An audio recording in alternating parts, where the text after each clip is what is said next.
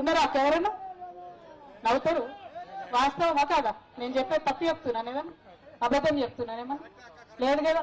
నేను అనేది ఏంటంటే మనకు మంచి చేసిన వాళ్ళని మనం మర్చిపోవద్దు. ఒకటి, ఇక్కడ మా అక్క చెల్లెలు చాలా మంది ఉన్నారు. మనకు బాగా రేషం ఉంటుంది అక్క. ఎందుకుంటుంది రేషం? ఇక మన ఇంట్లో ఏదైనా ఫంక్షన్ అయిందనుకో, పుట్టినరోజు పెళ్ళో ఏదో అయిందనుకో, మన ఇంట్లో ఏ రోగాలు వస్తారు, వచ్చి కట్నం పెడతారు, 100నో 200లో చదివించిపోతారు.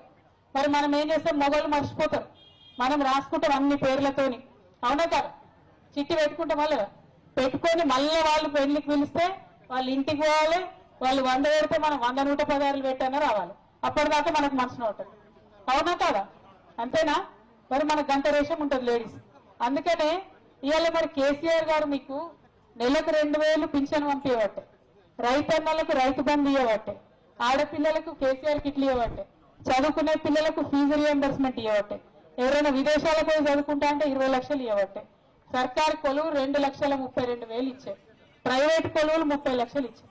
మరి గిన్ని ఇచ్చిన కేసీఆర్ కు మనం కూడా రిటర్న్ చదివేయాలని అవుతా? ఎట్లా చదివిస్తారు మరి రిటర్న్? సంజయ్ అన్న ఇక్కడ గెలిస్తే ఇప్పుడున్న పథకాలన్నీ కూడా కొనసాగుతాయి.